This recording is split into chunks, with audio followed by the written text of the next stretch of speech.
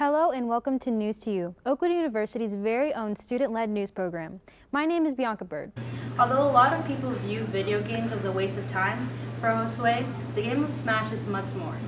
It's relaxation, money, and it's even brought lifelong friendships. I'm sitting outside the Huntsville Museum of Art, and after speaking with Director of Communications Danny Owen, he tells me all about this exciting new addition to the museum. Intramurals is still going strong with the semifinals taking place just days ago.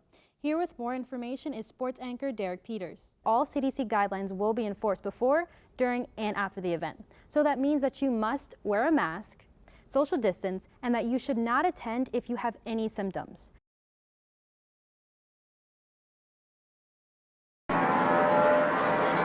Flying in the face of COVID-19 is a concern that many student travelers have encountered. Joseph Dye is one of the many students interested in studying abroad.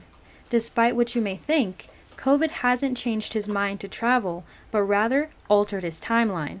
I always knew that I was going to study abroad. Is something I always planned for. COVID just kind of delayed that. But as in terms of like mentality, like I said, if you look at the numbers, COVID is a lot better in all the other countries other than America. This global pandemic is no match for his passion to see the world. Although all Spaniards know about siesta time, it was time to wake up when the corona came into play, which meant for students like Nina, it was time to come home. Nina Buckner studied abroad in Sagunto, Spain. What was supposed to be a 9-month experience of dancing through the streets of Valencia turned into only 6 months. She says she didn't expect much happiness going back to the States and felt uncertain about her next steps. I guess I started realizing I'd have to get back to real life or back to school. I didn't really know what was in store for me. Nina wasn't the only one to be forced back into America.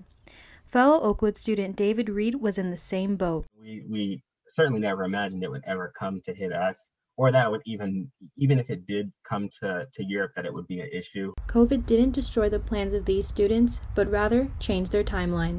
Bianca Bird, News to You. As the 2020 election is underway, cars are lined up, signs have been posted, and stickers were passed out. Normally used as the Family Life Center of Oakwood University here in Huntsville, today this building is being facilitated as a polling place for voters. I took the opportunity to see what a few of them had to say about voting and the changes they'd like to see after the election. Changes that I want to see personally is a decrease in racism that's visibly acceptable. In America's early roots, there's always been racism, but as of recent years, you've seen an increase on media, online sources, and different recordings, and there still hasn't been any concrete change to police racially profiling African Americans. Harvey feels honored to even have the privilege of voting. Ancestors were not able to have this privilege or this opportunity. So for me to be able to vote, it speaks enormously to me and my own family personally. And Matthew was not the only one who felt this way. Many other voters shared their belief of the need for racial justice. I'm tired of seeing those who aren't my skin color be prejudiced against due to their color. I think that's wrong, and I would like to see that change. I'd also like to see there be more rights for women, as well as equality for all genders, colors, and races. To make sure that the black vote is secured. We have been seeing daily on the news many things that has happened across our country, and I want to make sure that we are all safe. Not only that we're safe, but our future children and our families are safe during these next few years. I would like to see racial equality happen and a unified nation. When asked about the importance of voting, here's what a couple of voters responded. Those people deserve to have their voices heard. So I can have my opinion on the way things are ran. Voters also mentioned that they would like to see changes in healthcare.